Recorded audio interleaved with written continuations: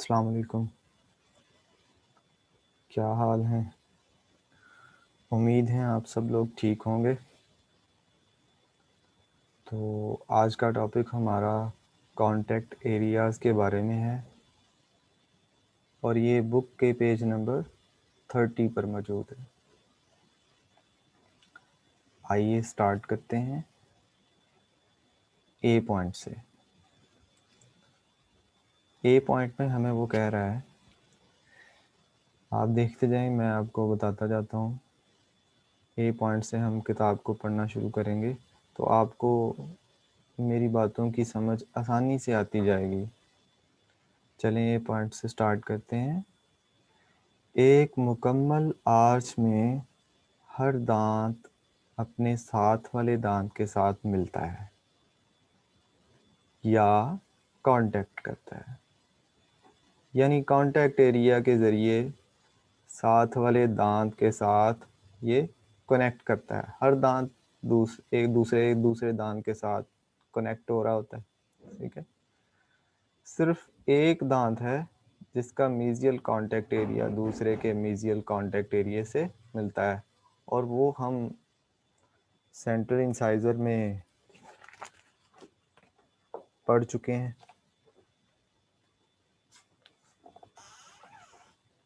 इसको हम central incisor में पढ़ चुके हैं।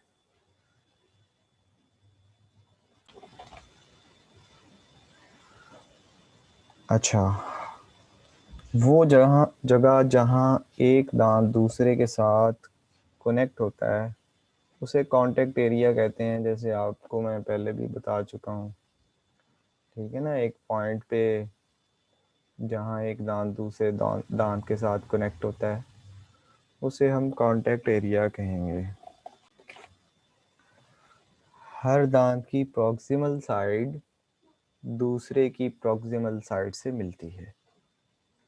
एक दांत की डिस्टल प्रॉक्सिमल साइड दूसरे दांत की मीजियल प्रॉक्सिमल साइड से कांटेक्ट करती है। आइए अब बी पार्ट को देखते हैं। बी पार्ट में वो कह रहा है कि कांटेक्ट एरियाज साइज में बड़े होते जाते हैं उम्र के बढ़ने के साथ साथ। जैसे जैसे उम्र बढ़ती जाती है ना, तो कांटेक्ट एरिया साइज में बढ़ते जाते हैं। दांत के मुंह में निकलने के फौरी बाद कुछ ही दिनों में पूरा दांत बाहर निकल आता है और ये एक पॉइंट पर जाकर रुक जाता है। यही यही पॉइंट जहां वो जाके रुकता है, दूसरे के साथ कांटेक्ट करता है, वो कांटेक्ट एरिया होता है। ये पहले तो एक पॉइंटेड एरिया होता है, मतलब पॉइंटेड एरिया होता है, मगर उम्र के साथ साथ और दांतों के चबाने के अमल के दौरान ये आपस में घिस कर पॉइंटेड एरिया ब्रॉड हो जाता है, ठीक है। ये ब्रॉड जब होता है तो इसे हम कांटेक्ट एरिया कह देते हैं, ठीक है। जो कि एक पॉइंटेड शक्ल में था, वो एक पूरा कन्वर्ट हो जाता है, एक ब्रॉड सा एरिया बन जाता है जिसे हम कांटेक्ट एरिया कहेंगे। दांत में ना चूंकि लचक होती है ना, उस दांत जब चबा रहे होते हैं ना, तो उनमें एक लचक होती है। एक ये एक जो ग्रोइंग एज है, उसे जब हम खाना खा रहे होते हैं तो हमारे दांत आपस में घिसरे भी होते हैं, ठीक है ना। वो आगे जाके हम पढ़ते हैं। तो इसी वजह से फिर ये कांटेक्ट एरिया भी ना ब्रॉड होता जाता है। चबाने के अमल के दौरान खुराक बीच में फंसती है, मतलब फंसती नहीं है, लेकिन वो जोर तो लगाती है ना दांत को ऊपर से नीचे की तरफ। तो उससे होता क्या है कि दांत आपस में घिस भी रहे होते हैं। मीज इंटरप्रॉक्सिमली, मैं इंटरप्रॉक्सिमल जो है ना, मतलब दो दांतों के दरमियान घिसने को कह रहा हूँ, नॉट ऑन इंसाइजल सरफेस और ओक्लूजल सरफेस। खुराक को जब चबाएंगे तो फोर्स पड़ेगी ना बिटवीन द टीथ, तो वो बिटवीन द टीथ जो फोर्स पड़ रही है ना, उससे दांत क्योंकि रगड़ मतलब लचक होती है उनमें, तो वो इसी तरह वो लचक खाते खाते वो जो पॉइंटेड एरिया जो दो दांतों के दरमियान कांटेक्ट था वो एक ब्रॉडर पोजीशन अख्तियार कर लेता है। तो जैसे कि मैंने आपको बताया कि दांत जो हैं वो आपस में घिस रहे होते हैं, ग्रोइंग एज होती है। तो घिसने के अमल के दौरान ना सिर्फ पॉइंटेड एरिया जो कांटेक्ट एरिया है वो ब्रॉड हो रहा है, बल्कि जो दांत का मीजियो डिस्टल एरिया है वो भी घिस घिस के नैरोर होता है, थोड़ा सा नैरोर होता, मतलब नैरोर होता जाता है एज, जिस तरह एज बढ़ती जाती है। और ये एक बहुत स्लो प्रोसेस है, हमें नहीं लगता। जब दांत आ रहा होता है, दांत आ गया होता है तो हमें लगता है ये जनाब आ चुका है और इसकी इतनी ही लेंथ रही है थ्रू आउट दी एज। मगर क्या हो रहा होता है, वो दांत आपस में रगड़ खा खा के, क्योंकि उनमें एक मतलब थोड़ी सी लचक होती है, ठीक है। आज में वो पूरी तरह अभी, क्योंकि हमारी अडल्ट एज नहीं हुई थी, तो अभी हम ग्रोइंग एज में होते हैं, तो इस वजह से ना दांत आपस में रगड़ भी खा रहे होते हैं। उससे फिर मीजियो डिस्टल जो लेंथ है दांत की वो भी नैरो होती जाती है, ठीक है। यानी प्रॉक्सिमल साइड से वो घिस रहे होते हैं दांत, हर दांत अपनी प्रॉक्सिमल साइड से, क्योंकि वहाँ प्रॉक्सिमल साइड से रगड़ खा रहे होते हैं। और ये एक बहुत स्लो प्रोसेस है। इस घिसने के अमल के दौरान दांत नैरो हो रहे होते हैं, जिसके नतीजे में मीजियो डिस्टल लेंथ छोटी होती जाती है। इसलिए दांत जो है, दांत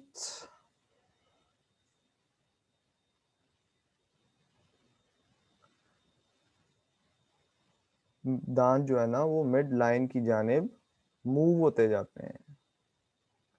यानी वो मूवमेंट भी साथ साथ चलती रहती है ना, दांत मूव भी होते रहते हैं मीजियल की तरफ, अपनी मिड लाइन की तरफ जो है वो आप एक देखेंगे ना, आ, एक किसी मॉडल को देखें ना तो आपको अंदाजा होगा कि दांत जो है ना वो आहिस्ता आहिस्ता मीजियल की तरफ हो, वो एक आर्च ही ऐसी बनी हुई है ना, आप देखेंगे नीचे से ऊपर की तरफ जा रही है। तो वो आज हमने क्योंकि पढ़ी नहीं है कर्व ऑफ स्पी और कर्व ऑफ विल्सन, इस वजह से वो आपको क्लियर नहीं हो पा रहा। ये एज टू एज दांत जो है ना, उम्र के साथ साथ दांत थोड़ा सा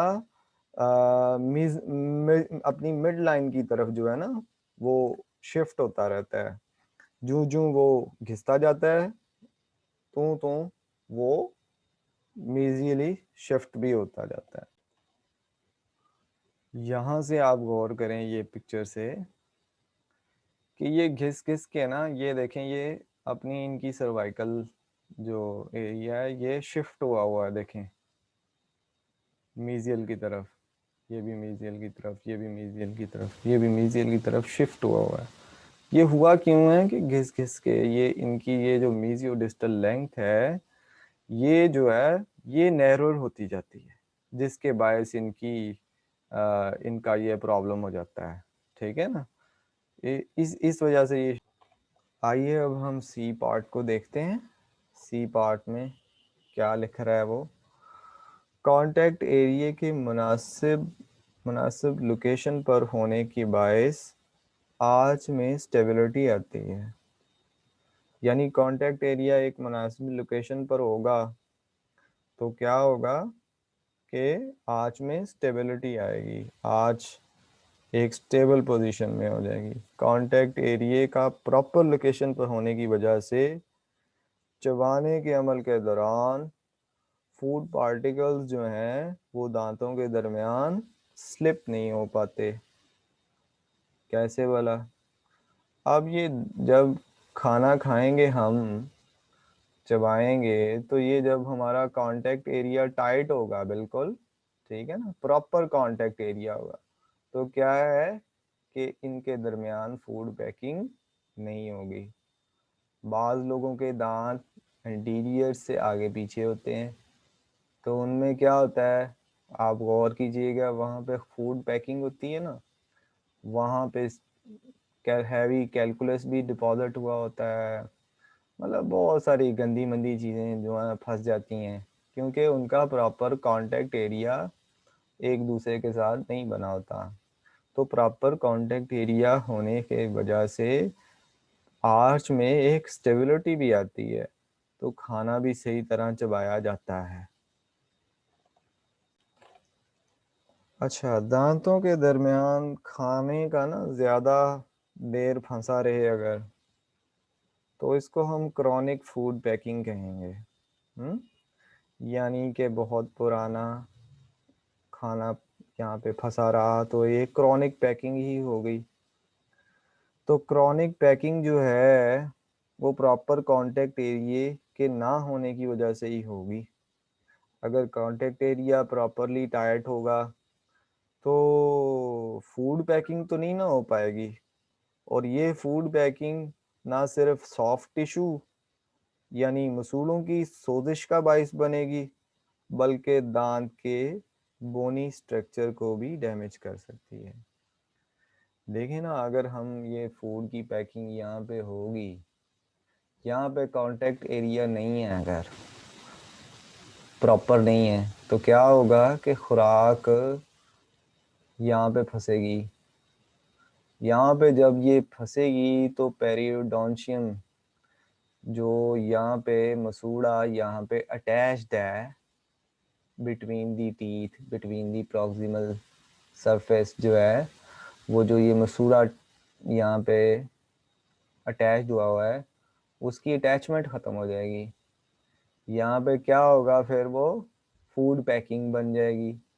वो फूड पैकिंग इस स्ट्रक्चर को डैमेज करेगी। इससे क्या होगा, मसूड़े स्वेल्ड होंगे। अगर फिर भी हम इसका इलाज नहीं करेंगे तो फिर ये क्या करेगा, अंदर जाके हड्डी में भी इन्फेक्शन का बायस बन सकता है।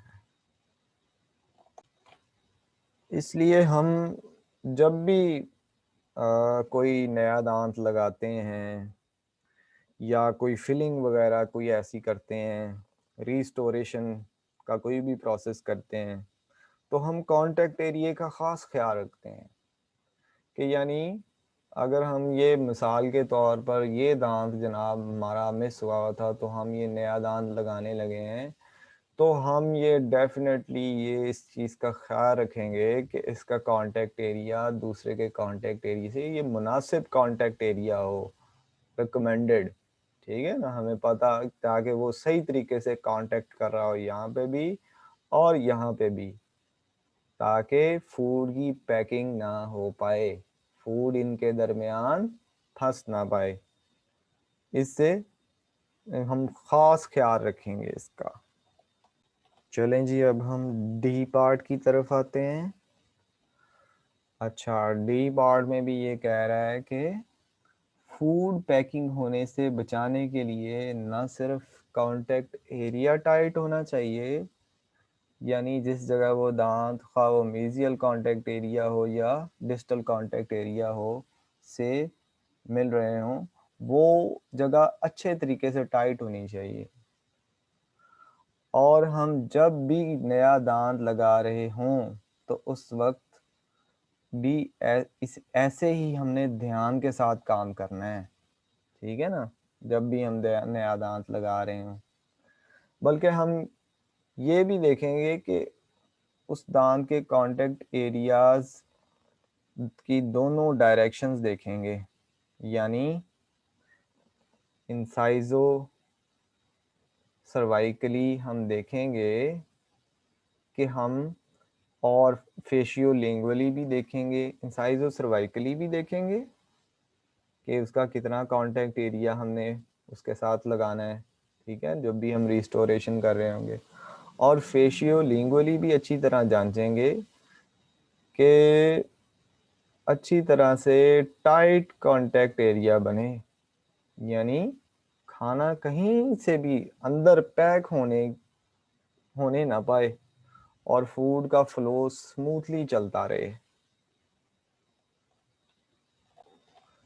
यानी जब ये हम दांत लगाएंगे तो हम इसको इसका इसका कॉन्टेक्ट एरिया की जो पोजीशन है, ठीक है, हम इसको देखेंगे कि ये अक्लूजो सर्वाइकली, इंटीरियर में हम इंसाइजो सर्वाइकली और पोस्टीरियर में हम अक्लूजो सर्वाइकली देखेंगे, या ये वाली साइड फेशियल साइड से लिंगुअल साइड की तरफ भी देखेंगे बोथ डायमेंशंस में कि जनाब इनका कांटेक्ट एरिया सही तरह से अटैच्ड हुआ है, सही तरह से मिला हुआ है और ये टाइट है, कोई चीज़ फंस तो नहीं कोई चीज़ जा तो नहीं सकती इसमें। तो फूड पैकिंग का हम यहाँ ख़ास ख्याल रखेंगे कि रिस्टोरेशन के अमल के दौरान, रिस्टोरेशन का अमल यानी या हम फिलिंग करने लगे हैं या हम नया दांत लगाने लगे हैं, इस अमल को हम के दौरान हम इन चीज़ों को ज़रूर मलहूज़े खाते रखें। अच्छा, कांटेक्ट एरिया हर दांत का कैसा होगा या कैसा नज़र आएगा या कितना होगा, उनके बारे में हम ये जो हम ई पार्ट है ना, ये ई पार्ट में ये यही कुछ बता रहा है कि हम उनके बारे में अगले जो लेक्चर्स हैं ना, अगले यूनिट्स हैं, उनमें हम प्रॉपरली देखेंगे कि जनाब कौन किसका कांटेक्ट एरिया कहाँ पे है और कितना है, ठीक है ना। जैसे हमने इंसाइजर्स का कांटेक्ट एरिया हम देख चुके हैं कि कौन सा किस जगह पे है और कैसे है, ठीक है ना। तो आइए अब हम कांटेक्ट एरिया के बारे में चंद जनरल रूल्स जो है ना वो देख लेते हैं। ये नीचे इसमें जनरल रूल्स जो है ना वो डिफाइन किए गए हैं 1, 2, 3, 4 और 5 में हैं।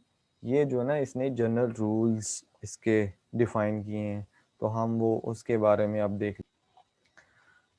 नंबर 1 पॉइंट में हमें ये कह रहा है कि देखें कि जैसे कि कांटेक्ट एरिया इंटीरियर से पोस्टीरियर की तरफ, कहता है देखें कैसे वो आहिस्ता आहिस्ता आहिस्ता आहिस्ता कहाँ तक जा रहा है, सर्वाइकल मार्जिन की तरफ शिफ्ट हो रहा है।